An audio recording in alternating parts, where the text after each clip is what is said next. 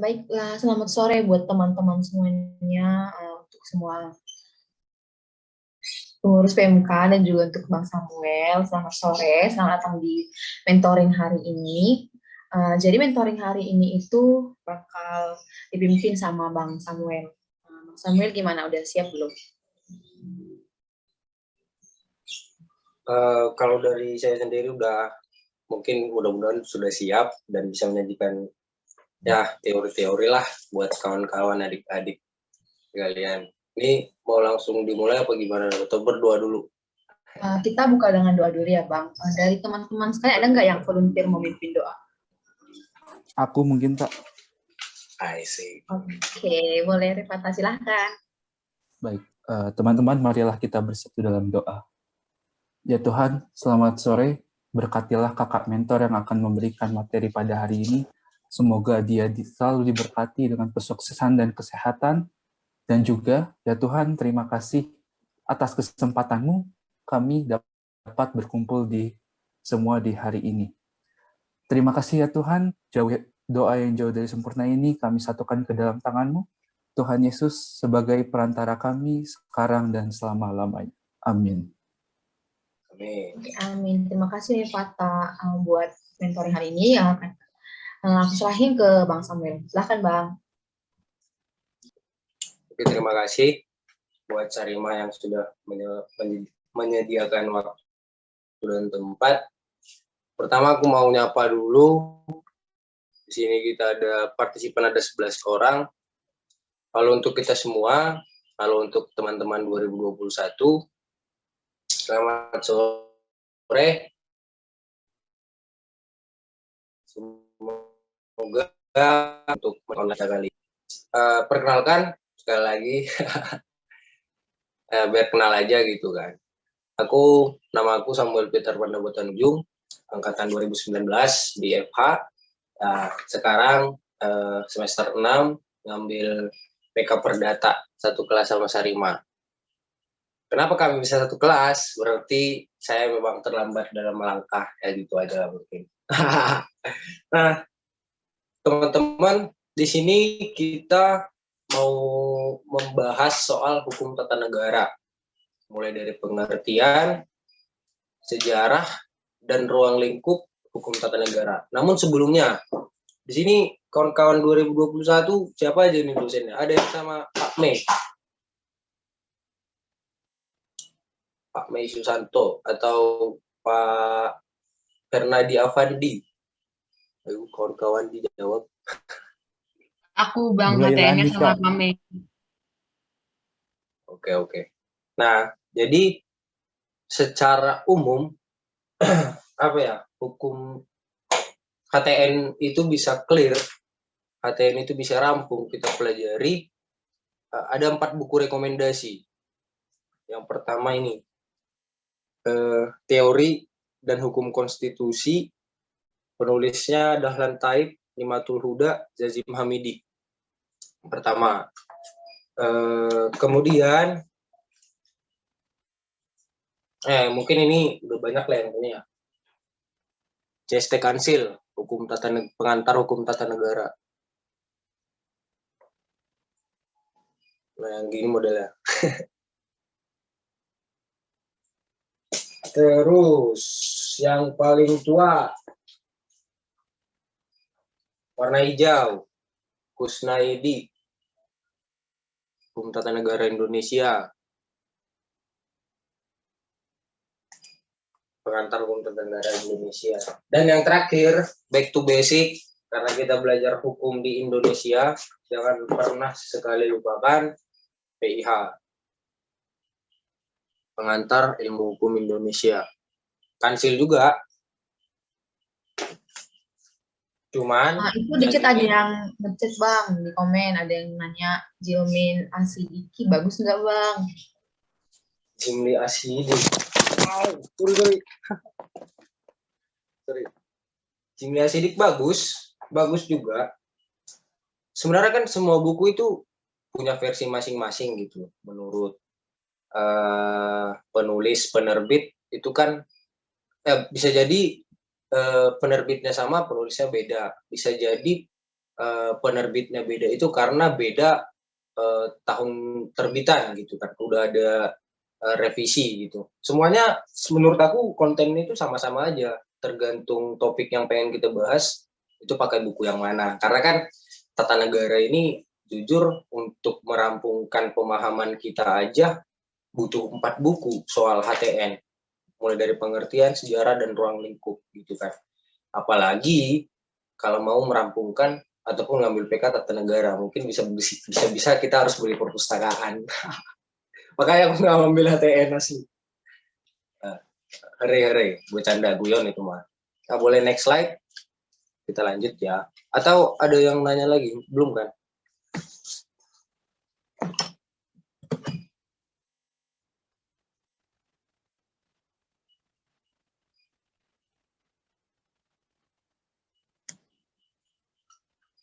Nah, pertama pengertian hukum tata negara. Aku ringkas saja nih. Coba ya, aku bacakan dulu mengenai pengertian HTN. Ada ahli yang mengatakan dalam bukunya Over the Theory van Instelling Staatsrecht, yaitu Profesor Dr. J.H.A. Lockman, mengatakan tata negara itu adalah serangkaian kaidah hukum mengenai jabatan atau kumpulan jabatan di dalam negara dan mengenai lingkungan berlakunya hukum dari suatu negara. Terus, Vollenhoven mengatakan hukum tata negara merupakan hukum tentang distribusi kekuasaan negara. Nah, di sini saya menyimpulkan para ahli memang memberikan beberapa pengertian yang sangat beragam soal hukum tata negara ini. Namun, menurut bijak saya sendiri, pendapat di atas dapat meringkas pengertian hukum tata negara, yaitu menurut Prof. Dr. Ismail Suni, SH, MCL, yaitu tata negara akan mengatur persoalan tentang yang pertama, organisasi negara dan pemerintah, yang kedua, hubungan antara pemerintah dan rakyat, yang ketiga, hal ihwal soal hak asasi warga negara. Dengan demikian, pengertian hukum tata negara dapat kita rumuskan sebagai sekumpulan peraturan hukum yang mengatur organisasi daripada negara, hubungan antar alat perlengkapan negara dalam garis vertikal dan horizontal, serta kedudukan warga negara di dalam sebuah negara juga hak-hak asasinya. Mungkin seperti itu untuk pengertian hukum tata negara. Next. Di sini setelah kita bahas soal pengertian gitu kan, ada gimana ya, kalau kata Pak Hernadi sama kami, lebih afdol kita memahami posisi dibanding kita memahami pengertian. Jadi gimana mendefinisikan sesuatu itu kita kaji dulu posisinya dengan cabang atau disiplin ilmu lainnya. Lebih gampang sepertinya kita mendefinisikan dengan cara seperti itu dibanding memahami pengertiannya sendiri gitu kan. Makanya di sini saya sajikan sedikit teman-teman, mungkin ini akan saya jelaskan. Yang pertama, ilmu negara tidak mementingkan bagaimana langkah hukum itu sendiri seharusnya dijalankan dan diberlakukan. Karena ilmu negara mementingkan nilai teoritis. Itu perbedaan tata negara dan ilmu negara. Sementara tata negara lebih mementingkan nilai praktis ataupun aktivator, oleh karena hasil penyelidikannya itu langsung dapat dipergunakan dalam praktik ketatanegaraan oleh para ahli sesuai tanggung jawab. Ini kita bandingkan ilmu negara dengan tata negara. Yang kedua, ilmu politik. Ilmu politik merupakan daging daripada keseutuhan negara yang dapat kita ibaratkan pada keadaan biologis. Kayak kita manusia ini kan, keadaan biologis kita itu punya otot, punya lemak, itu yang dinamakan ilmu politik. Tubuh manusia beserta sistem yang terjalin. Sistem yang terjalin maksudnya sistem pernapasan, sistem peredaran darah, dan lainnya segala macam gitu kan. Itu adalah ilmu politik. Sementara penopang satu-satunya ialah kerangka kepala sampai ke kerangka jari kaki kita gitu kan. Yang adalah sebuah sistematika. Nah, itulah yang dapat kita sebut hukum tata negara. Dalam beberapa hal, kita memerlukan ilmu politik untuk mengetahui latar belakang dari suatu peraturan perundang-undangan. Karena kadang-kadang sukar kita ketahui apa maksud serta bagaimana terbentuknya suatu peraturan perundang-undangan itu sendiri. Maksudnya gini, kita perlu daging, kita perlukan sistem pencernaan untuk memberikan sebuah gerakan ataupun memberikan sebuah energi yang sedemikian siklusnya kita manfaatkan dalam kebutuhan sehari-hari. Kita ibaratkan kita adalah negara, aku pasti sarapan, aku pasti ngopi, aku pasti minum air putih supaya bisa berbagi lewat mentoring ini. Kira-kira seperti itu. Jadi tata negara pasti butuh ilmu politik untuk mengaktifasi apa yang dipelajari di tata negara itu, baik itu mengkaji perundang-undangannya. Kurang lebih seperti itu, kawan-kawan. Next. Nah, sekarang kita bandingkan dengan hukum administrasi negara. Kalau dikaji dari pengertian yang diberikan Lobsman, hukum administrasi negara menurut beliau adalah serangkaian kaidah hukum yang menyelidiki hubungan-hubungan hukum khusus hukum khusus yang ditimbulkan untuk memungkinkan para pejabat negara menjalankan tugas kemasyarakatannya yang khusus. Maksudnya di sini saya berikan pengertian supaya bisa kita bandingkan dengan pengertian hukum tata negara yang sebagaimana disebutkan sebelumnya.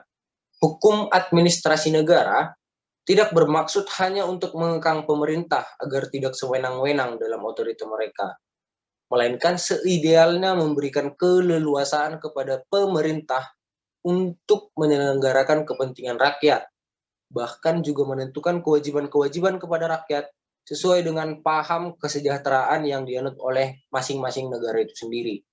Sementara hukum tata negara diartikan sebagai sekumpulan peraturan-peraturan hukum yang menentukan badan-badan kenegaraan serta memberi wewenang kepadanya, dan bahwa kegiatan suatu pemerintahan modern adalah bagikan wewenang itu kepada badan-badan tersebut dari yang tertinggi sampai yang terendah kedudukannya.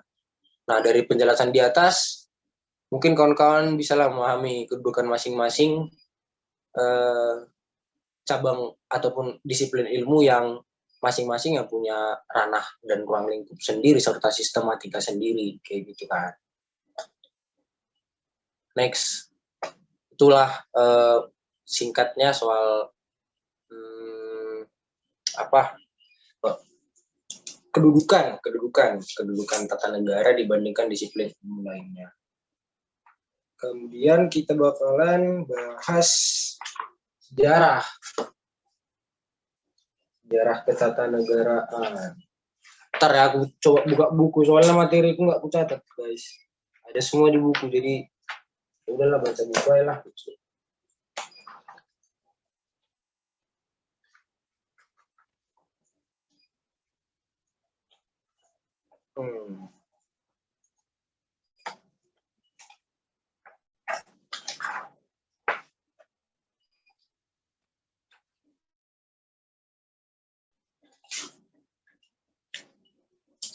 Nah, sejarah ketatanegaraan. Sebelum masuk ke periodik setiap pembagian masa kepemerintahan di Indonesia, aku pengen bahas sedikit soal masa berlaku dan jenis peraturan perundang-undangan. Istilah perundang-undangan di Indonesia dalam ketetapan MPRS nomor 20/MPRS/1966 tentang sumber tertib hukum Republik Indonesia dan tata urutan peraturan perundangan dan skema susunan kekuasaan dalam negara Republik Indonesia disebut dengan peraturan perundang-undangan. Nanti dapat kita temukan di bagian hierarkis undang-undang, peraturan, hierarki peraturan, ataupun peraturan perundang-undangan. Sumber utama hukum merupakan peraturan perundang-undangan gitu kan, baik ranah pidana, perdata, undang-undang ITE mungkin yang dibahas anak Kiki gitu kan. Nah, sumber utama dari hukum yang berlaku dalam suatu negara ialah peraturan perundang-undangan yang ada dan diakui dan dilaksanakan dan diberlakukan hanya dalam negara itu. Maksudnya gini, peraturan perundang-undangan Indonesia hanya dapat diberlakukan di Indonesia. Banyak kasus-kasus yang harus dipelajari di tata negara soal asas-asas teritori laut mungkin di tata negara ini. Kenapa? Seperti contoh halnya masalah kapal bendera Indonesia yang ditenggelamkan di laut Australia, terus yang ngebom orang Rusia, terus yang nyuruh Rusia yang bom Amerika. Nah, berbelit berarti kan. Tata negara suka kayak gitu soalnya kawan-kawan, berbelit. Kemudian masuklah kita ke masa sebelum 17 Agustus tahun 45, masa pendudukan katanya kan. Pada masa Hindia Belanda, undang-undang yang berlaku itu Indisch Staatsregeling atau yang disebut IS. Peraturan menurut IS itu ada beberapa poin. Yang pertama, ordonansi pasal 82.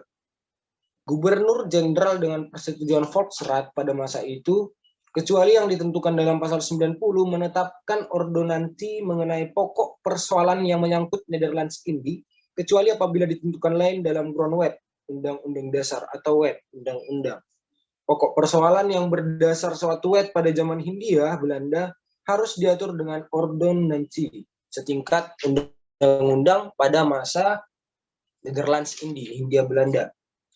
Yang kedua, poinnya Regeringsverordening. Kalau aku nggak paham kali menyebutkan bahasa Belanda ya, ajarilah kawan-kawan.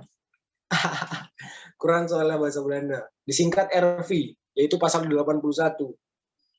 Gubernur Jenderal dapat menetapkan Regeringsverordening setingkat peraturan pemerintah yang berisi pengaturan untuk melaksanakan Wetten Algemeen Maatregel van Bestuur, peraturan pusat yang ditetapkan raja. Disingkat AMVB. AMVB. Dan ordonansi apabila itu harus dilakukan olehnya. Maksudnya ini tadi pertimbangan Regeringsverordening ini tetap mengacu kepada ordonansi. Karena apa? Yang menjajah kita pada masa ini adalah Belanda. Tingkat Regeringsverordening ini adalah kepentingan-kepentingan pribumi yang berusaha dikawal oleh pati-pati pada masanya. Mungkin kayak gitulah. Peraturan yang ada masa pendudukan Jepang.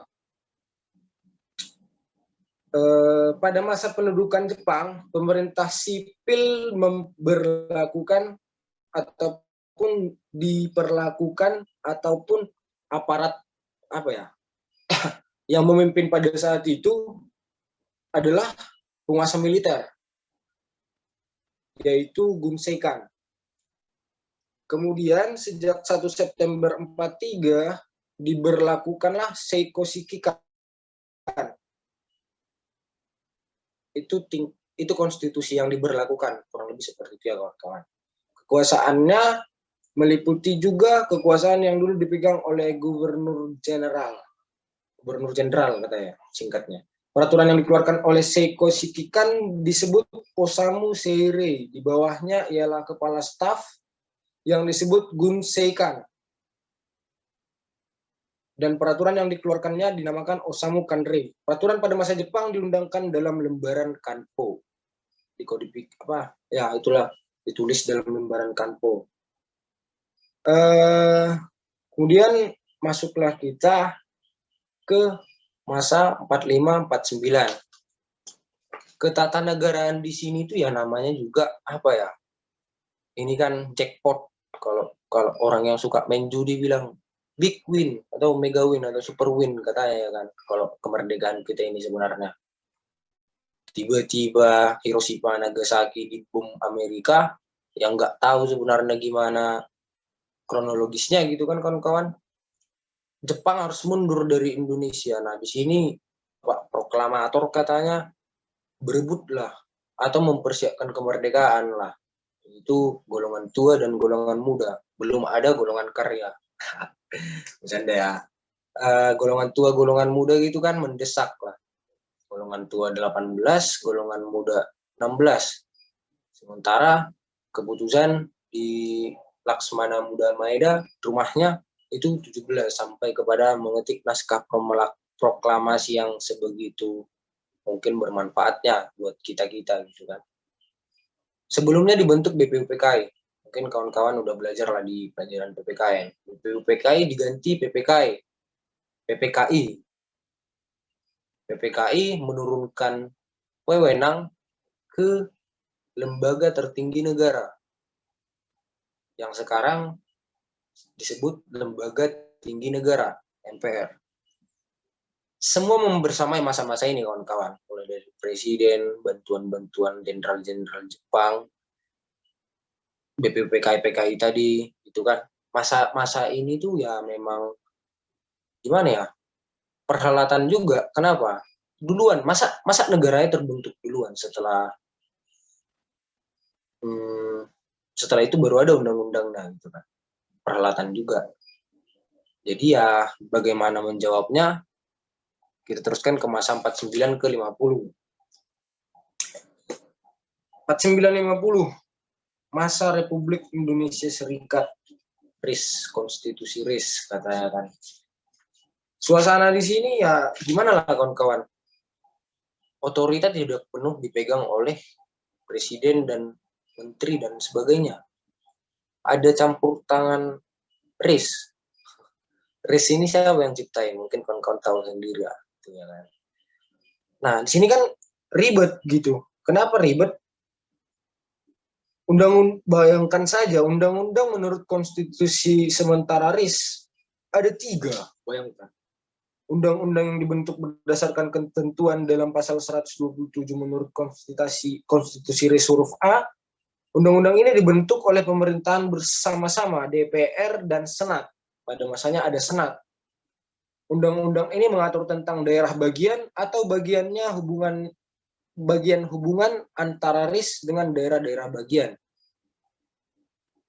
Undang-undang kedua yaitu undang-undang yang hanya dibentuk oleh pemerintah bersama-sama DPR. Undang-undang ini berkenaan dengan hal-hal yang tidak termasuk dalam huruf A, yang berarti daerah bagian atau bagiannya hubungan antara RIS dengan daerah-daerah bagian. Itu tadi kan ada campur tangan. Yang ketiga, undang-undang yang dibentuk berdasarkan pasal 190 Konstitusi RIS.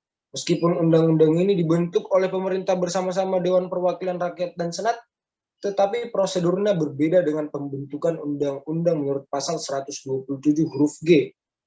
Undang-undang ini ialah undang-undang tentang perubahan konstitusi RIS. Kayak amandemen yang sekarang lah. Amandemen 1, 2, 3, 4, 5 ada setiap buku-buku pembukaan UUD NRI tahun 1945 yang dari SMA, SMP, PKN kita udah pakai gitu kan kawan-kawan. Kemudian masa 59 sampai 66. Di sini Soekarno memberlakukan konstitusi kita atau mengeluarkan dekret presiden gitu kan. Setelah dekret presiden sampai tahun 66, jenis peraturan perundangan selain seperti apa yang diatur dalam Undang-Undang Dasar 45 juga diatur dalam Surat Presiden kepada Ketua DPR GR tertanggal 20 Agustus 1959 nomor 2262/HK/1959 tentang bentuk peraturan negara. Antara lain, ini apa ya, poin-poin yang mungkin bisa kita serap lah sebagai sejarah singkat ketatanegaraan gitu kan. Yang pertama, penetapan presiden. Untuk melaksanakan dekret presiden, Panglima tertinggi Angkatan Perang tanggal 5 Juli tahun 1959 tentang kembali kepada UUD 1945. 5965 itu kita kembali kepada UUD gitu kan. peraturan presiden, yaitu peraturan yang berdasarkan pasal 4 ayat 1 atau untuk melaksanakan penetapan presiden. Jadi dulu ketetapan itu bukan hanya MPR, lembaga tinggi negara yang bisa mengeluarkan ketetapan presiden ataupun ketetapan presiden maksudnya. Itu juga beracuan daripada Undang-Undang Dasar, kurang lebih seperti itu ya kawan-kawan. Kemudian keputusan presiden untuk melaksanakan atau meresmikan pengangkatan. Kemudian peraturan menteri dan keputusan menteri yang dibuat di kementerian negara atau departemen masing-masing untuk mengatur sesuatu hal dan untuk melakukan atau meresmikan pengangkatan. Di sini penetapan presiden jelas berbeda dengan peraturan presiden. Karena apa? Pada masa ini, gimana ya aku bilang? Soekarno berhasil mengembalikan wibawanya sebagai presiden.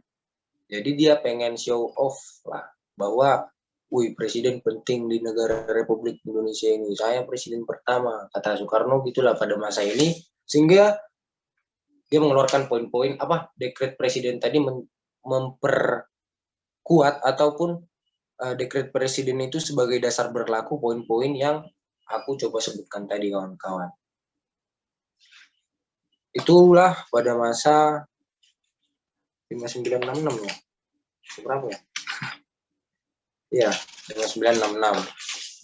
Kemudian 6698.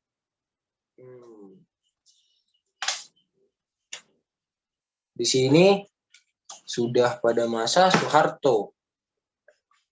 Orde Baru. Menurut TAP MPRS, acuan kita di masa ini itu adalah ketetapan MPRS nomor 20 tahun MPRS 1966. Pada sidang umum 1966, MPRS menerima baik memorandum tersebut dan menetapkannya dalam ketetapan Majelis Permusyawaratan Rakyat Sementara nomor 20. Berdasarkan ketetapan MPRS nomor 20 MPRS 1966 tersebut, jenis peraturan-peraturan beserta urutannya ialah undang-undang atau peraturan pemerintah pengganti undang-undang. Yang kedua, peraturan pemerintah. Yang keempat, keputusan presiden. Yang keempat, peraturan pelaksana lainnya seperti peraturan menteri, instruksi menteri, dan lain-lain. Nah, dilanjut masa peraturan secara de facto dan de jure negara hukum yang hidup dan ditegakkan secara konsekuen di atas landasan Undang-Undang Dasar 45 itu nyata kawan-kawan, nyata pada tahun 66 sampai 2004 selesainya amandemen keberapa itu, amandemen kelima ya kalau nggak salah. Kalau salah ya perbaikin aja lah, saya soalnya sudah mulai lupa kawan-kawan. Nah, lanjut lagi. Di sini kan ya ngerti sendirilah masalah Orde Baru, masalah Soeharto. Yang memerintahkan ABRI sebenarnya, Jenderal, Panglima. Telurannya ya ABRI gitu kan. Ngerti sendirilah gimana pakemnya soal konstitusi, soal situasi lingkungan hukum, dan lain sebagainya. 98 sampai 99 B.J. Habibie. Di sini yang memerintah itu insinyur. Soekarno juga insinyur ya. Di sini orang cemerlang, tapi banyak yang nggak suka karena latar belakangnya dia. Apa latar belakang dia yang nggak disukai sama orang? Karena dia orang kaya, anak konglomerat, pernah belajar ke Jerman. Itu stigma yang dibangun ya, makanya B.J. Habibie bisa turun. Situasi ketatanegaraan di Indonesia berarti di situ mulai gencar-gencarnya naiknya pers, media, pers mahasiswa seperti itu. Makanya bisa meretas kepemimpinan B.J. Habibie yang mungkin dia mundur, mungkin dia diskualifikasi, nggak tahu. Kemudian masuk ke 99 2001. Siapa di sini anak kalian 99? Rasa nggak ada. 2000 ada, 2001 ada, banyak, rata-rata mungkin. Sini Abdurrahman Wahid, Bapak si buta dari gua hantu katanya kan. Kenapa? Karena dia, nah pokoknya dia apalah, disangka-sangka, dipraduga-praduga sama patih-patih budaya, dia titisan Sabdo Palon. Siapa Sabdo Palon? Kawan-kawan mungkin paham lah. Karena apa? Ya gitu tadi, situasi ketatanegaraan pada masanya ya gitu aja kok repot, kata Abdurrahman Wahid ya kan. Santai, pakai celana pendek, pidato, sendal jepit gitu, kaos kutangan. Karena ya dia merasa negara Indonesia itu ya adalah masih apa ya, ala-ala monarki lah kalau dia bilang. Dia adalah raja tertinggi gitu kan. Cuman rajanya ya enjoy aja gitu dalam memerintah, gak hepot sana sini, gak gimana ya, gak banyak gerak, maksudnya gak banyak katalisator mungkin ya, kalau menurut saya di Abdurrahman Wahid. Kemudian masuk cucu dari presiden pertama, Megawati Soekarno Putri, 2001-2004. Mungkin ya bisa kita simpulkan di sini ya, 3 tahun Megawati gimana ya, di negara dipimpin oleh seorang wanita, cucu proklamator gitu kan. Yang ada dia macam memanfaatkan Soekarno sebagai pungna gitu, sebagai bapaknya gitu kan. Opungnya bapaknya nggak tahu lah. Kurang dekat aku sama mereka guys. Gitulah mungkin suasana ketatanegaraan pada masa mereka. Kemudian dilanjut SBY 2 periode. Di sini mulai pada SB, tapi ya Megawati berhasil melaksanakan pemilu pada masanya gitu ya kawan-kawan. SBY ini demokrat, yang mana demokrasi didewakan pada pemerintahan ini 2 periode ini. Nah, mungkin gitu aja. Itu turunannya nanti ke asas. Kemudian yang ke-10, masa 2014 sampai sekarang, masa Bapak Jokowi. Namanya saya tahu. Kalau gimana ya, Jokowi itu susah lah bilangnya. Cuman ya ketatanegaraan sekarang tuh banyak produk-produk hukum yang menetas, seperti halnya Omnibus Law. Di samping Jokowi sekarang Luhut Bin Sarpanjaitan, terus banyak fenomena-fenomena penggelapan pencucian uang ya, yang mungkin terlibat, sabar-sabar aja ya, platform Bitcoin segala macamnya, sabar-sabar aja kawan-kawan. Ya mungkin gitulah sejarah singkat ketatanegaraan. Ya mungkin di sini cuma 1 slide kan, cuman kontennya banyak. Yang nggak sempat nulis mungkin beli aja 4 buku yang aku bilang tadi supaya padat materinya gitu kan. Sumber hukum. Selanjutnya adalah sumber hukum. Seperti halnya hukum-hukum lainnya yang bagi 2. Pertama sumber hukum material, kedua sumber hukum formil. Sumber hukum material tata negara itu gimana ya aku bilang? Itu sumber hukum material kan berarti dia padat, material. Padat dia. Menghimpun segala sumber-sumber hukum formil, norma, kebudayaan, istiadat yang bisa kita sebut dia sebagai Pancasila. Kita akui sebagai pandangan dan falsafah hidup. Kalau memang mengaku WNI, pasti tahu Pancasila gitu kan. Kedua, sumber hukum formil, yakni berisikan peraturan maupun hal ihwal yang mempengaruhi dalam pemberlakuan hukum itu sendiri. Sumber hukum formil dalam HTN Indonesia dapat dilihat dalam UUD NRI 1945 yang merupakan sumber hukum yang mana mengatur masalah kenegaraan, juga merupakan dasar ketentuan-ketentuan lainnya, yakni turunan-turunan UUD NRI tersebut. Peraturan turunan dari UUD yang selanjutnya dibahas menjadi hierarki perundang-undangan adalah sebagai berikut. Paling tinggi dia konstitusi, kedua ketetapan MPR. MPR ini kan lembaga ini ya, bukan badan. Kalau badannya itu DPR dan DPD membentuk sebuah lembaga, yakni lembaga tinggi negara. Makanya di bawah konstitusi ada ketetapan MPR. Konstitusi kita apa? Ya kalau itu pun kurasa tidak tahu, gak usah belajar AKM gitu kan. Yang ketiga, undang-undang atau peraturan pemerintah pengganti undang-undang. Nah, ini tahulah sebagaimana mahasiswa pasti tahu alur penciptaan produk hukum berbentuk undang-undang itu gimana. Yang ketiga, peraturan pemerintah. Yang keempat, keputusan presiden. Dan yang terakhir, peraturan pelaksana lainnya setelah TAP MPRS nomor 20 tahun 96 tadi ya, kalau nggak salah. Kalau salah, diperbaikin aja tahunnya yang tadi yang aku sebutkan. Ditambah lagi sumber hukum formil untuk negara-negara Anglo-Saxon. Nah, kita pun mengakui sih sebenarnya. Maksudnya dua poin ini yaitu konvensi sebagai sumber. Gimana ya menjelasinnya ya?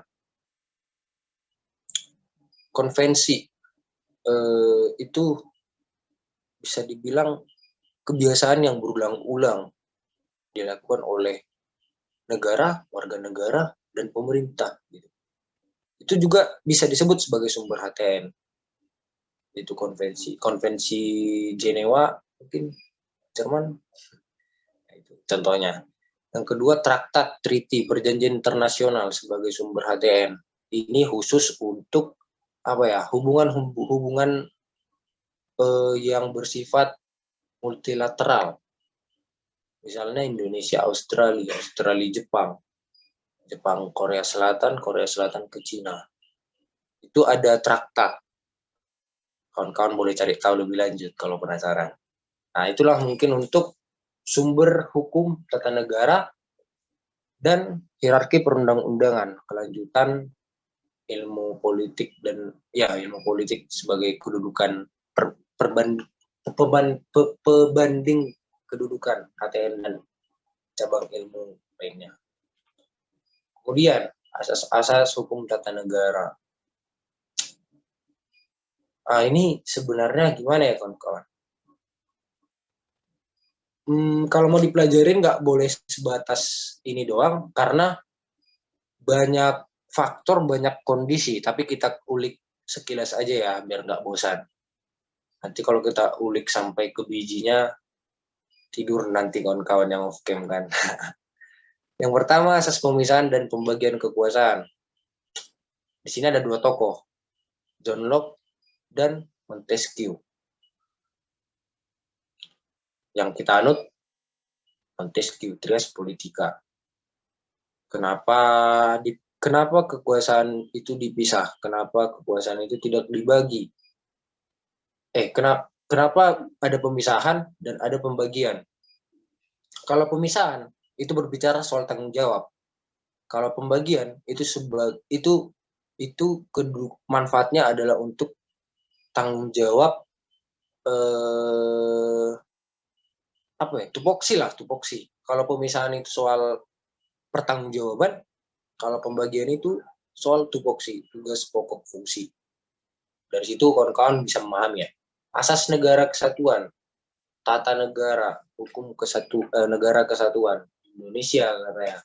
Kenapa negara kesatuan? Karena tanah dan air disatukan di dalam batas teritori, di draft teritori wilayah darat, wilayah laut, wilayah udara Indonesia. Asas ini dianut karena apa? Ya supaya gimana ya? Gak terpisah aja orang-orang yang tinggal di darat dari laut. Tetap mengaktifasi laut adalah teritori Indonesia. Hasil laut, hasil minyak bumi yang dibor di lautan sana, ataupun perusahaan Amerika yang besar-besar itu nggak dimarahi kalau nisab minyak bumi di wilayah teritori Indonesia, ataupun bahkan melalui itu kan kehadiran mereka kan melalui pemerintah gitu kan, tidak lain melalui otorita, tanda tangan perjanjiannya. Sementara misalkan ngebor minyak buminya di Laut Jawa, orang Jawa harusnya marah dong sebagai masyarakat di bumi. Cuman ya asas negara kesatuan ini diberlakukan di hukum tata negara supaya orang Jawa nggak marah kalau misalkan ada tambang minyak di tengah lautan sana yang tiap hari menghisap minyak bumi benar-benar fresh dari Lintang Katulistiwa kita itu. Kawan-kawan ya bisa lah dicadaskan dikit lah pemahamannya. Yang ketiga, asas negara hukum. Kalau merujuk ke negara hukum ini, apa ya? Bisa dibilang ada perbedaan, supremacy of law atau hukum sebagai dasar negara menurut undang-undang dasar. Gitu. Kalau supremacy of law itu di UK, United Kingdom, di Amerika, kalau hukum sebagai dasar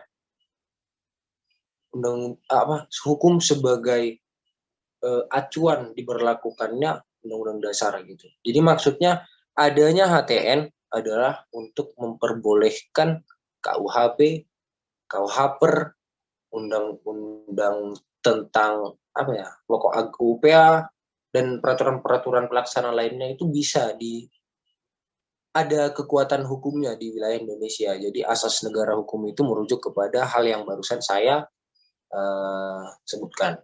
Yang keempat, asas demokrasi. Asas demokrasi yang mana ya pejabat MK pasti dari rakyat, dari WNI, nggak bisa WNA. Cuman untuk tahu sendirilah soal demokrasi kawan-kawan.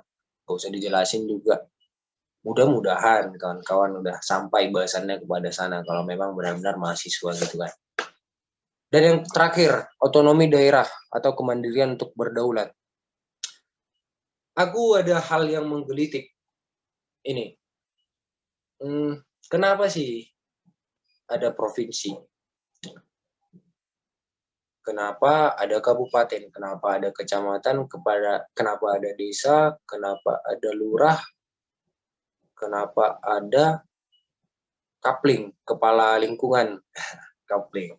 Bukan kopling ya, kapling, kepala lingkungan. Kepling, ketua lingkungan, sama aja. Ya ini untuk, aku bilang, semata-mata untuk controlling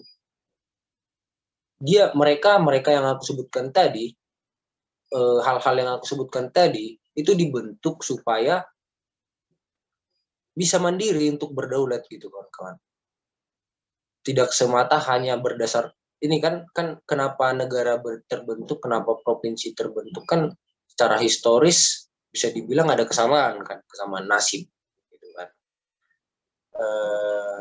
Ada Jawa Barat yang kita ketahui di sini adalah Prabu Siliwangi memimpin negara-negaranya. Jadi aku bilang demokrasi adalah turunan daripada monarki. Cuman ada orang ketiga yang menyempatkan diri ataupun menyediakan diri untuk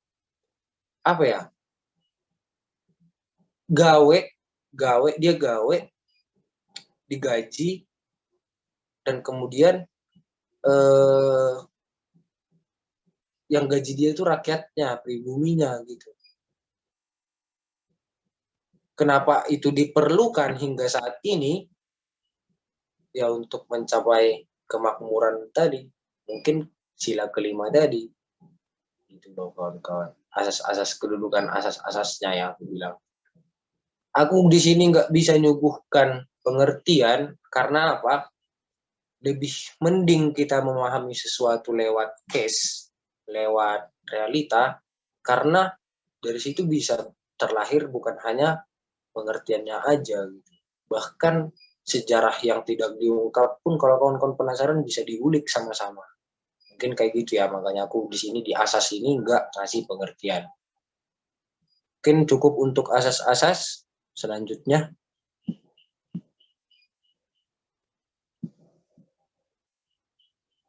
Nah, sistem pembagian kekuasaan negara. Ini adalah kelanjutan yang tadi ya, pemisahan dan pembagian kekuasaan. Tapi di sini aku kasih judul kekuasaan negara, khususnya Indonesia. Prof. Jennings menyebutkan pemisahan kekuasaan dalam arti material dijelaskan dengan tegas, pembagian kekuasaan itu dipertahankan dalam tugas-tugas kenegaraan yang dengan jelas memperlihatkan adanya dekat kekuasaan dalam 3 kekuatan, yakni legislatif, eksekutif, dan yudikatif.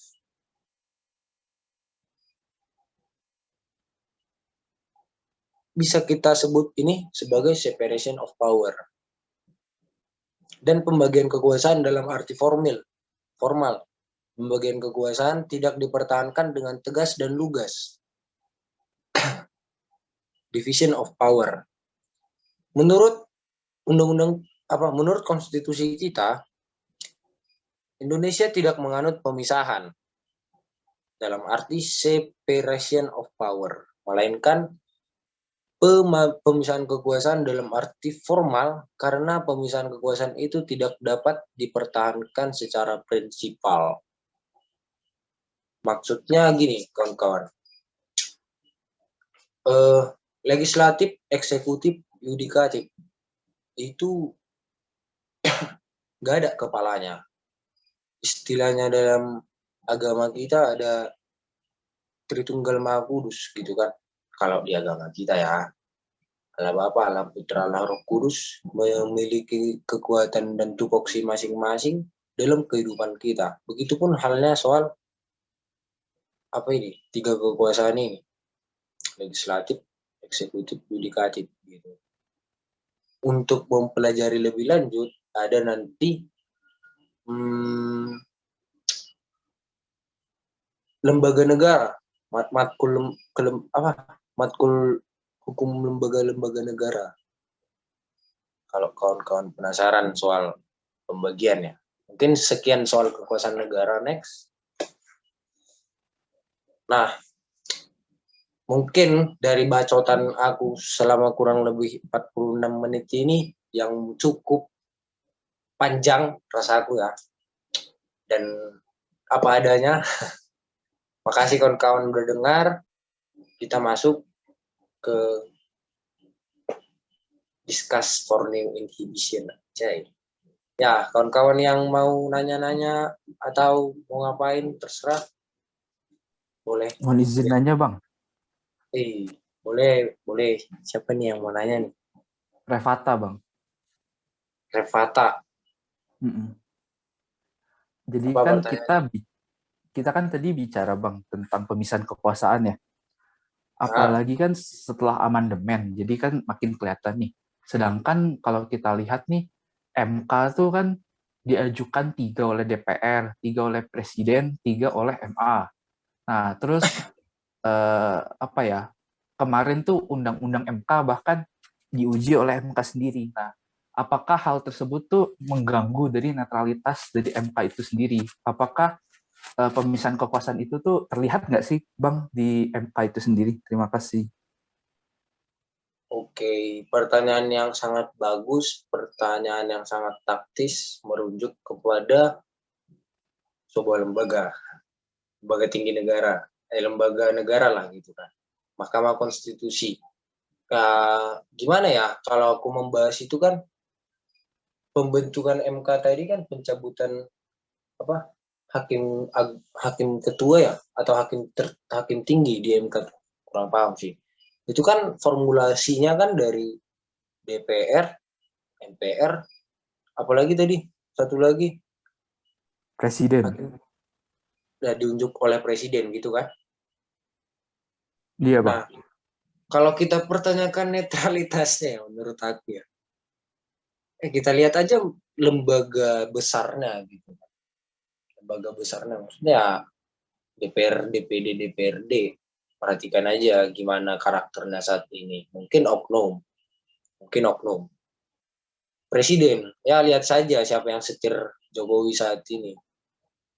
Marves kan. Maritim investasi.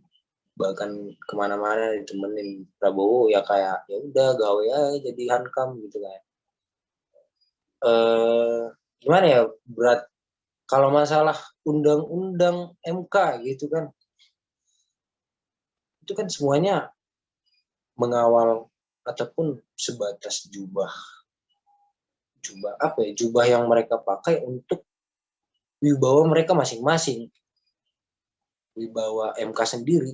Jadi ya mau undang-undang MK netral tidak terhadap negara, itu nggak ada sangkut pautnya sih menurut aku. Karena gimana ya, sampai kapanpun masyarakat akan membodoh amatkan masalah otorita di saat mereka tidak merasakan kehadirannya. Tergantung masyarakat mana dulu yang menanyakan hal itu gitu. Terlibat di dalam MK atau tidakkah? Atau sebagai pandangan masyarakat kecil biasakah? Atau bahkan sebagai Gibran, anak presiden yang sudah menjabat sebagai gubernur Solo. Ya, itu sih. Kalau masalah netralitas, tidak sebatas kajian kita itu, oh dia pro rakyat, oh dia pro kubunya sendiri. Tidak sebatas itu.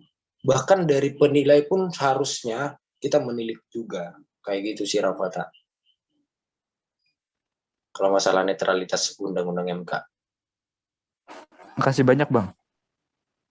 Cukup puas kan atau malah nggak dapat esensi jawaban aku tadi? Terjawab sih, Bang. Berarti kan MK ini tidak langsung berhubungan gitu kan berarti. Iya, karena kan di posisi apa ya? Yudikatif kan, check and balances terhadap legislatif, eksekutif. Gitu aja sih. Kalau mau diperpanjang ntar jadi banyak lagi lah masalah apa ya? Kenapa RUU PKS sampai saat ini MK nggak berani megang? Kan? Jadi masalah baru lagi karena ya emang gimana ya? Lagi Indonesia tuh saat ini lagi rudet aja, Pak, masalah pemerintah.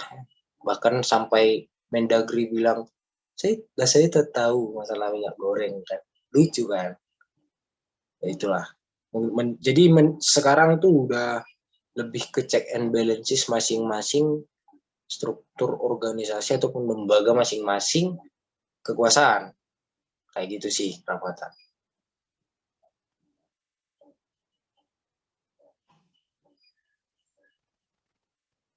Cik.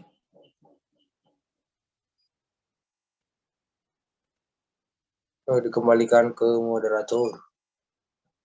Ini Atau ada yang Rafata? bertanya, Bang, satu lagi.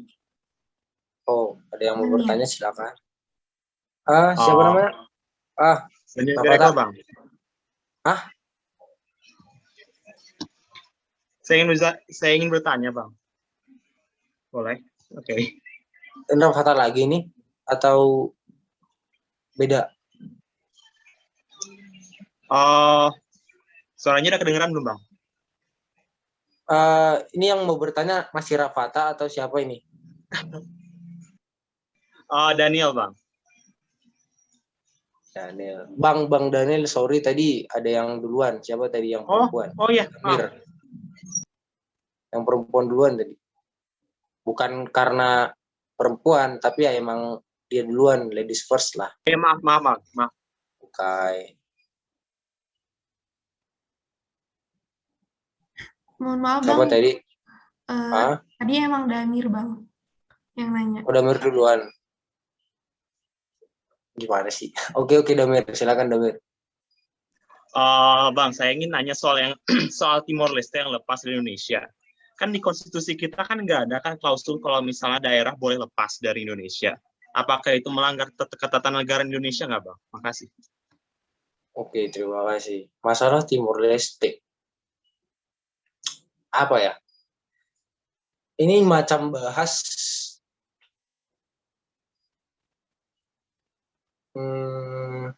perjuangan masyarakat Filipina melepaskan diri dari kerajaan Filipina. Berbicara soal ideologi gitu kan. Bahkan tentara Republik Indonesia turun ke Timor Leste, TNI maksudnya Tentara Negara Indonesia turun ke Timor Leste untuk mengawal masyarakat mencari dalang-dalang kenapa sih Timor Leste pengen misahin diri. Wajar dong TNI ke sana. Kenapa? Indonesia nggak mau. ada daerahnya yang hilang gara-gara mendirikan negara baru. Dan setelah usut punya usut ya emang Timor Leste mempunyai kebedaan ideologi. Mereka mau menunjukkan show force lah sama pemerintah ya kan. Yang mana show force itu adalah yel-yel kita di FH gitu kan. Mereka Timor Leste pengen, woi Indonesia, kami negara sekecil kami sanggup kok kalau mau pengen dirikan negara berideologikan sosialis, kami nggak harus demokrasi kok, kami udah siap mengadakan ataupun kami udah siap menyusun struktur pemerintahan yang baru, sistem kenegaraan yang baru di daerah kami ini. Ya udah, biarkan kami merdeka dengan bantuan siapa yang bantu. Ya itulah, banyak yang backup kan Timor Leste bisa dari Indonesia. Siapa yang bantu ya boleh kawan-kawan cari tahu.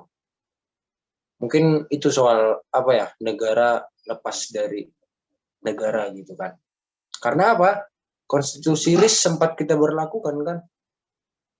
Ada pembagian kekuasaan yang mana menyangkut bagian negara ataupun kayak gitu sih Damir. Berarti referendumnya ilegal gitu Bang, kalau menurut Indonesia sendiri? Enggak dong. Bahkan jangankan Indonesia memandang, dunia saja mengakui Timor Leste berdiri menjadi negara baru. Ini sebatas pada ya emang udah beda, mending kita pisah gitu loh. Kayak cowok sama cewek udah beda asumsi, mending kita pisah gitu. So mereka menyusun dari nol lagi negara itu. Makanya kan disebut memisahkan diri bukan berarti mereka melawan mereka membuat dampak negatif ke Indonesia gitu loh Damir. Memisahkan diri dari negara Republik Indonesia karena mereka sanggup buat negara baru gitu. Yang mana separatis adalah label dari pemerintah kita sama GAM, sama OPM. Ya di balik separatisme tadi kan pasti ada kepentingan lah. Ada hak yang tidak dibela, ada hal yang dilalaikan, ada tanggung jawab yang mungkin pemerintah ataupun perjanjian yang pemerintah hianati. Gitu aja sih. Bukan masalah referendumnya ilegal. Baik Bang, terima kasih Bang. Oke, sama-sama Damir. Ini cuma aku aja yang on cam. Gak seru Bang. Kalau ada siapa? Bang, ada aku, ada Bang Evan, Bang Ciko juga sama Bang Aman. Evila juga on cam kok. Oke. Belum boleh kan, geng.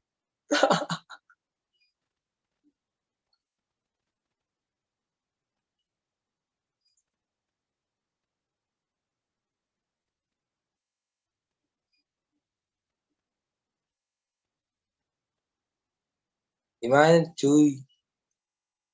Apa masih ada pertanyaan lagi?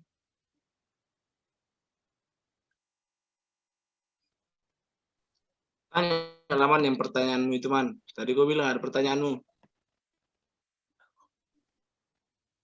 Jangan nembak kawan sistemnya, tolonglah.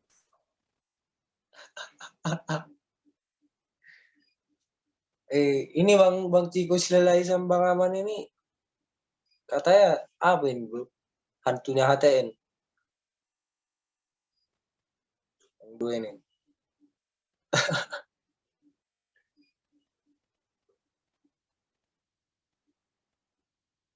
Cemanu. Apa? Atau kita mau diskusi? Ini kan Boleh. Oh, dipancing diskusi ada yang mau nanya, geng. Ya, Silakan. aku mau nanya. Jadi aku mau nanya sama Bang Samuel belajar HTN ada nggak sih yang kayak harus banget kita tahu yang kayak harus diingat sampai kita nanti lulus gitu. Itu sih Kak.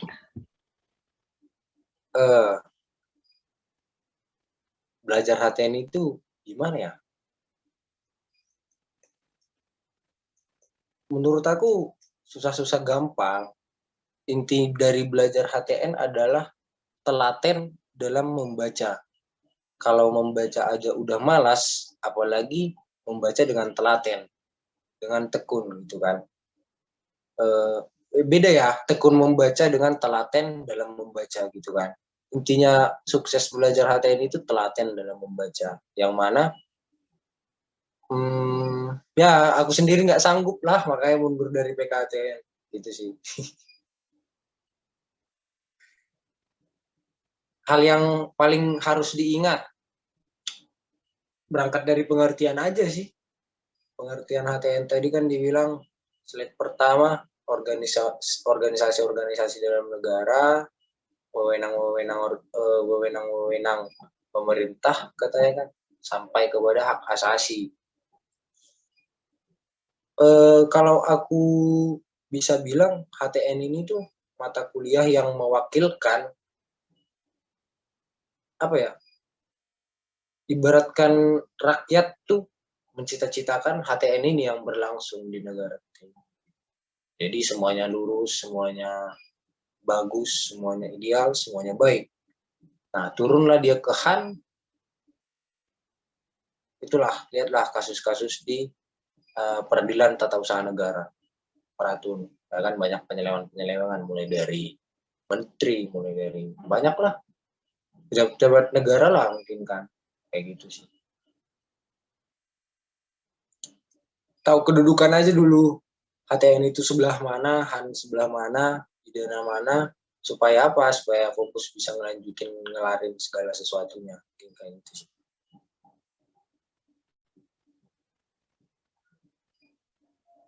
Oke.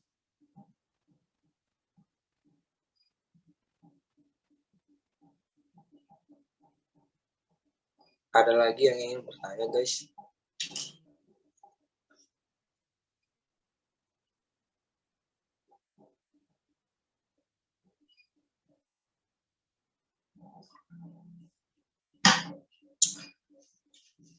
Atau gini lah, berhubung aku juga masih pusing ini sama kerjaan, bukan kerjaan ya, tanggung jawab. Kenapa sih sebenarnya kawan-kawan MK itu tetap mengulur-ulur masalah undang-undang perlindungan kekerasan seksual?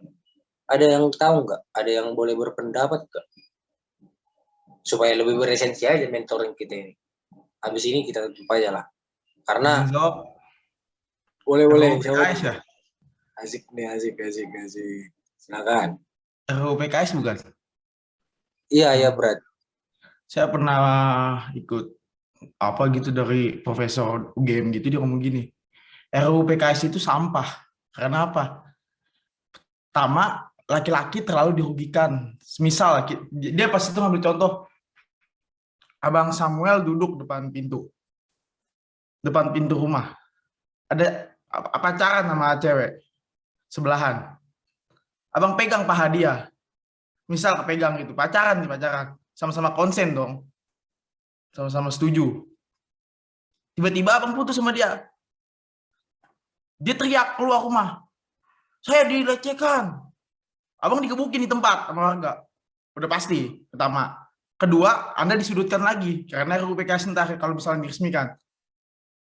Dan ketiga, belum tentu Anda salah, kan pasti itu Anda konsen. Tapi tiba-tiba dibilang abang melecehkan dan makin disudutkan lagi. Dan kalau memang benar, misalkan pengadilan menganggap abang nggak melakukan pelecehan, nama baik abang gimana di kampus? Apa bisa dihapus? Padahal pas itu sudah dibilang abang PC bla bla bla bla bla bla. Padahal belum terbukti tapi sudah ditetapkan abang itu pelaku kekerasan. Makanya menurut saya RUU PKS nggak boleh cepet-cepet disahkan. Tapi kalau emang pada pengen disahin, siap-siap aja laki-laki yang paling rugi. Kata dia gitu. Oke. Pendapat yang bagus. untung lah ikut itu kulum atau gimana, Bran? Forum atau gimana? Seminar. Tahu situ ada link Zoom, baca-baca aja ikutan. Iya. Dia bilang Seminar, ya? RUU PKS nggak boleh disahkan, Jen. Keren. Profesornya berani itu bilang kayak gitu. Thank you bro, info nih, pendapatnya. Yang lain ada yang mau berpendapat? Abang-abang, Izin, Bang. kakak-kakak. Boleh. Silakan. Karena menurut saya tuh apa ya, perempuan selama ribuan tahun tuh menghadapi konstruksi sosial masyarakat yang syarat kepentingan patriarki gitu. Jadi tuh apa ya, isu-isu begitu tuh masih menjadi hal yang tabu. Menurut mereka tuh hal-hal gitu tuh belum diatur. Padahal kan misalkan ya kekerasan seksual nih, kita untuk melaporkan kekerasan seksual pasti pertama minimnya bukti dong, karena untuk melaporkan pasti kita terlalu trauma untuk mendokumentasi hal tersebut. Sedangkan untuk hal-hal lain pasti pelaku melakukannya di tempat-tempat yang sepi. Sedangkan perempuan menghadapi konstruksi patriarki ini jadi seringkali menjadi kaum marginal yang terpinggirkan dan pendapatnya tidak dimasukkan ke pembentukan RUU ini. Jadi RUU ini sulit dicapai karena ya begitu, masih didominasi oleh kaum patriarki itu sendiri. Terima kasih. Terima kasih pendapatnya. Bagus juga nih. Ini masalah patriarki, masalah gender, masalah apa ya? Paham lah kedudukan yang pengen kamu sampaikan barusan itu kan berarti pabelit lah kalau kata orang Sunda. Pabelit sebenarnya PKS ini. Oke, ada saran yang lain? Terima kasih bro, sarannya bagus. Pendapatnya. Ada pendapat yang lain?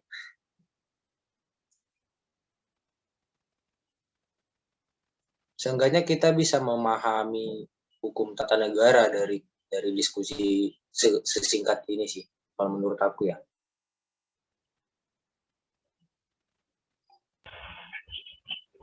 Halo Sam, gue mungkin boleh nggak ngasih pendapat Boleh. yang tadi pertanyaan, tapi bukan yang RUU PKS, yang pertanyaannya apa? Revata tadi ya, boleh nggak? Yang masalah Timor Leste, Bang? Enggak, bukan. Tadi Revata yang pertama loh yang nanya ini apa? Pandangan kalau apa MK itu nguji UMK sendiri gitu. Oh, boleh Bang. Coba Bang, nambahin Bang. Bantuan. Mungkin gue klarifikasi dulu ke Revata. Jadi yang dipermasalahin sama Revata ini adil nggak sih kalau untuk MK nguji UMK sendiri gitu? Itu nggak menurut Revata? Iya betul Bang. Masa menguji undang-undang untuk diri mereka sendiri gitu? Oke. Pertama gini ya Revata.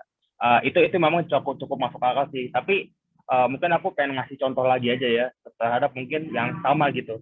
Jadi satu kelompok itu dalam tanda kutip nguji kelompoknya itu sendiri. Kalau misalkan nanti Revata misalkan semester berapa ya? 4 ya kalau nggak salah. Nanti akan dapat yang namanya itu hapratun gitu, hukum acara peradilan tata usaha negara. Kalau kalian tahu tata usaha negara itu objek gugatannya itu semua dari pemerintah gitu.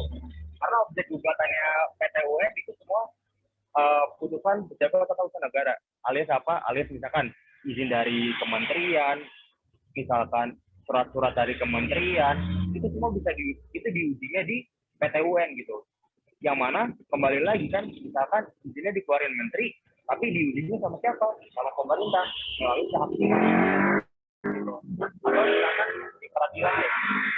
Kalau kalian tahu, itu ada namanya peradilan militer. Gitu. Peradilan militer itu siapa yang nanganin? Ya TNI sendiri gitu. Orang yang digugat TNI, orang yang menguji TNI gitu. Bukan dari polisi gitu. Nah itu kan mungkin kita ngelihatnya kayak gimana sih mereka bisa apa ya? Bisa netral gitu. Padahal ya dalam kenyataannya nggak mungkin lah kita satu keluarga itu ibarat kata netral banget gitu loh. Itu mau bullshit lah gitu. Gue yakin banget itu nggak mungkin. Pasti adalah sedikit rasa-rasa subjektivitas. Tapi untuk menjawab pertanyaan Revata, sebenarnya gimana sih gitu? Kalau dalam pandangan gue, Rev, emang udah paling bener begitu. Kenapa? Karena gini, kalau menguji undang-undang ya itu menurut gue yang paling mampu lah untuk pengetahuannya itu memang orang-orang dari MK itu gitu ya, bukan dari profesor atau dimanapun. Kenapa? Karena orang-orang MK ini mereka memang sudah terbiasa untuk misalkan membedah undang-undang gitu. Kayak contohnya undang-undang sumber daya alam yang tahun 2004 itu dibatalkan loh sepenuhnya. Itu udah sempat diundangkan dan pas diuji waktu itu sama MK deh kalau nggak salah, aku lupa. Nah itu dibatalkan sepenuhnya gitu loh. Gitu. Dan itu yang buat dari pemerintah kok gitu loh. Pastilah MK nggak mungkin mereka nggak tahu gitu tentang misalkan inner workingsnya apa buat UU SDA atau gimana gitu. Kalau misalkan Resvata misalkan pengen ya diuji dong sama selain MK gitu, pertanyaan yang timbul kan ini, siapa yang mau nguji gitu? Apakah kita misalkan bikin lembaga penguji ad hoc? Nah kalau kita pengen bikin lembaga penguji ad hoc, itu kita tanya lagi siapa aja orang-orangnya gitu.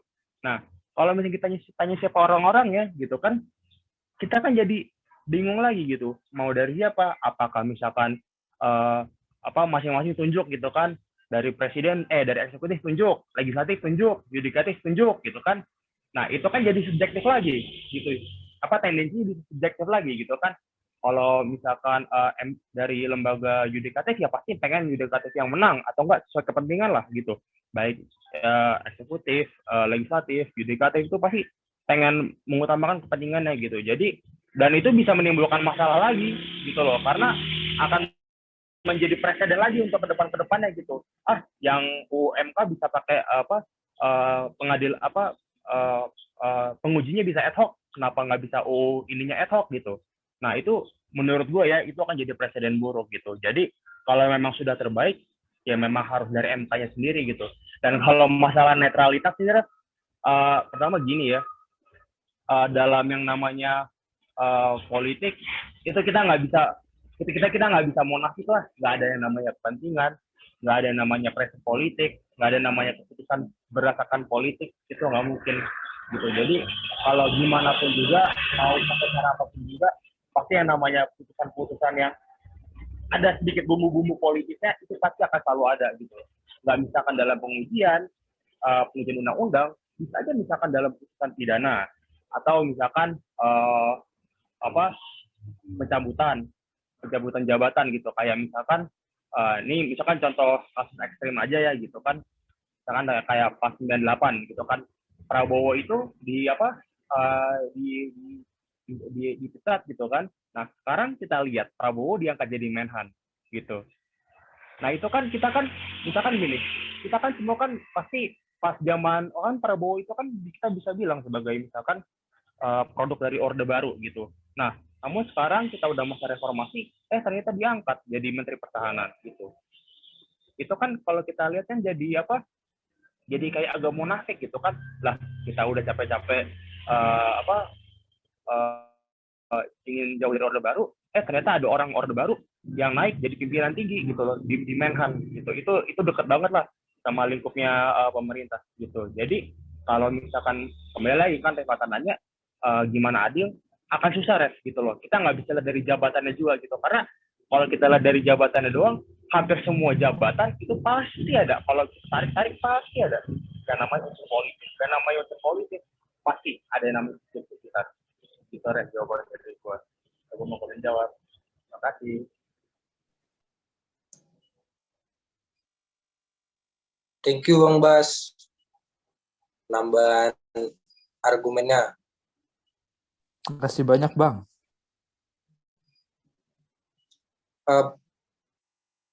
Balik lagi ya, kayak udah daripada lama-lama ya, kalau menurut pandangan aku pribadi, sorry kalau salah, ini adalah asumsi pribadi. Sekali lagi aku katakan ini adalah asumsi pribadi. Geliat ataupun gejolak pergerakan rakyat roda poros gerakan pribumi saat ini sudah mendekati masa-masa mobokrasi. Masa mobokrasi yang bisa dijelaskan dalam Polybios. Kenapa aku menyampaikan ini? Ya karena itu tadi, RUU PKS, perlindungan kekerasan seksual. Pemerintah itu udah mau dihapuskan di demokrasi nanti. Tidak ada lagi yang ingin memerintah, semuanya punya kepala, semuanya punya kehidupan. Tapi ini nggak tahu kapan ya. Cuman kalau aku berpendapat RUU PKS ini ciri-ciri pemerintahan itu masuk ke fase demokrasi tadi, gitu kan? Tidak ada pemerintah, namun semuanya boleh berdaulat sama hidup masing-masing. Maksudnya gini, kalau saja PKS ini disahkan, gitu kan? Otomatis ya presiden wanita lah nanti yang bisa memimpin 2 periode. Presiden laki-laki nanti banyaklah celah untuk mengkudeta dia ya kan. Cuman gimana? Ya banyaklah triknya. Kalau kekerasan seksual ini kan ininya yang paling kejahatan yang paling simpel, bahkan kasus masturbasi pun ditilik besar-besaran sama draft anak 4 gitu. Masalah KS ini hanya gara-gara coli nengok foto ceweknya, cewek udah putus rupanya udah putus Calon ketua rupanya BEM ya? Calon ketua BEM itu. Nggak tahu nggak mau nunjuk orang. Pokoknya itulah sekecil itu pun case bang Brad udah bisa untuk menggulingkan posisi gitu kan. Apalagi kalau presiden nanti laki-laki yang kuhimpun dari pendapat kawan-kawan ini gimana ya aku bilang. Ini kalau undang-undang ini diberlakukan bingung karena pelaku-pelaku yang paling besar dilakukan pelaku-pelaku PKS pelaku-pelaku KS ini itu semata-mata hanya dilakukan oleh laki-laki kepada perempuan. Sementara saya pernah gondrong nih ya, pakai masker, pakai helm, pakai kacamata. Bayangin digoda-godain di pom bensin bawa Vespa. itu kan kalau misalkan saya itu nganggap kekerasan seksual bukan hanyalah sebuah candaan yang pada akhirnya saya memprank mereka dengan menunjukkan kumis yang menjadi lelucon lah dalam cerita hidup saya gitu kan, pernah digodain sama laki-laki karena ngiranya saya perempuan sebatas rambut panjang gitu kan. Gimana yang aku pandang ya, penuh dengan kesubjektifan sebenarnya kekerasan seksual ini gitu. Ada mungkin, sorry kawan-kawan agak sensitif konten, kalau kawan-kawan pernah nonton bokep kategori hardcore, nah memandang itu gimana lagi gitu kan. Kalau yang mana konotasi berhubungan intim itu adalah suami istri gitu kan. Suami istri tapi fetisnya hardcore. Itu kekerasan seksual atau tidak gitu kan. Lain lagi ke sana. Lain lagi ke kayak gini nih case-nya.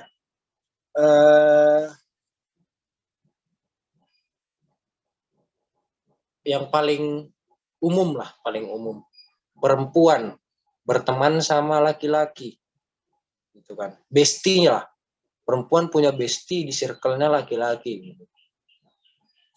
Terjadilah hal yang di luar kuasa, si perempuan diajak karaokean, rupanya di ruang karaokean karena perempuannya sendiri diperkosa sama laki-lakinya. Itu kasus pramugari kalau kawan-kawan pernah dengar.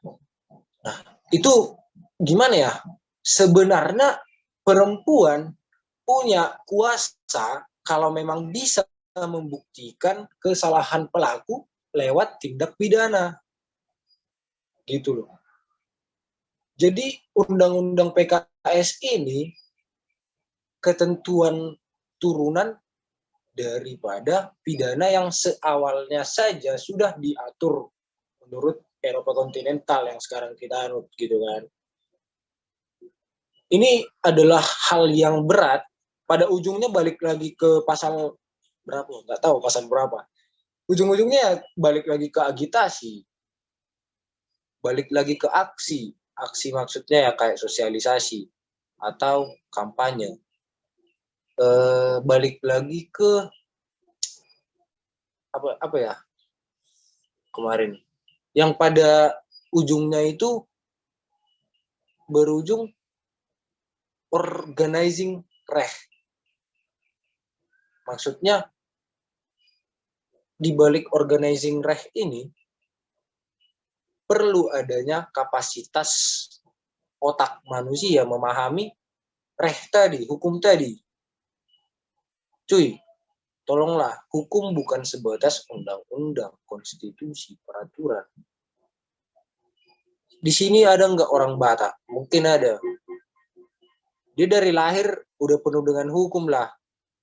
Tardidinya, esek-eseknya, atau sunatan dalam Muslim. Pasti ada bikin acara. Gitu kan? Sunat itu menurut aku kebiasaan. Tapi ya bahkan negara-negara Anglo-Sakson menganggap kebiasaan yang berulang dan dilaksanakan oleh pemerintah dan rakyatnya adalah tata negara. Bisa berpengertian luas, bisa berpengertian sempit gitu loh. Organizing reh tadi. Sejauh mana sih kapasitas pelaku memahami hukum gitu? Kenapa harus bikin KS kalau saja agitasi juga cukup sebenarnya untuk laki-laki? Atau lebih kejam lagi, masa Romawi ada kan hukuman kebiri itu. Kalau ketahuan nge-seks bebas, kebiri kan. Itu kejamnya, Pak. Itu monarki ya. Tapi ya itu sih negara hukum, negara demokrasi ini susahnya itu sih. Kepentingannya bertemu di tengah yang pada akhirnya mengeluarkan keputusan abu-abu. Presiden menggenjot MK untuk merampungkan persoalan soal RUU PKS gitu. Sementara sebenarnya presiden ke yudikatif itu nggak ada kuasa, itu mah pengemasan bahasa dari media. Pengemasan bahasan dari media supaya isunya hangat, isunya viral di telinga masing-masing kita, yang mana berujung pada pencegahan pastinya untuk orang-orang yang berintelek baik, untuk orang-orang akademik yang berakademik gitu kan, daripada nunggu-nunggu RUU PKS rampung dan saya dijerat, mending dari kecil saya tanamkan agitasi dalam otak saya sendiri untuk tidak melakukan KS kecuali dengan persetujuan. Mungkin kayak gitu sih. Karena saya sendiri pernah ngalamin KS dan yang KS ini tuh laki-laki, Pak. Itu nasib buruk sih menurut aku. Walaupun sekedar sekedar goda-godaan gitu kan. Cuman lo laki, lo saya, lo kayak gitu. Jadi lucu aja gitu kan. Kelihatan siapa yang gatel, siapa yang hidung belang. Ya, itulah mungkin untuk sekilas memahami tata negara kawan-kawan. Masalah RUU PKS kita tonton saja, perbanyak diskusi sama kawan-kawan yang lain. Mungkin kembali kepada moderator deh. Aku capek ngomong. Oke, baiklah. Udah banyak banget tadi yang dijelasin sama Bang Samuel. Jangan lupa untuk minggu depan kita bakal tetap ada mentoring kayak gini lagi. Tapi untuk minggu depan materi itu hukum administrasi negara. Untuk mentoringnya sama kayak tadi. Sebelum kita tutup mentoring kita pada hari ini, dari teman-teman sekalian ada nggak yang volunteer memimpin doa?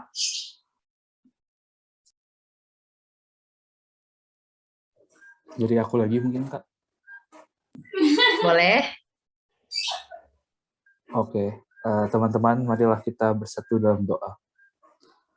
Allah Bapa kami bersyukur kepadamu atas berkat dan pernyataan-Mu selama kami belajar mentoring tadi. Semoga apa yang saja kami pelajari tadi berguna juga bagi sesama. Ajarilah kami untuk tidak menjadi sombong atau congkak karena hasil belajar ini. Kami mohon ampun atas segala kelalaian selama belajar tadi. Semoga kesulitan dan kegagalan dalam belajar tadi tidak membuat kami mudah putus asa. Doa yang jauh sempurna ini Tuhan, kami satukan ke dalam tangan-Mu, Tuhan Yesus, sebagai pengantara kami sampai selama-lamanya. Amin. Amin. Terima kasih Revata. Buat teman-teman sekalian, udah boleh edit ya. Terima kasih.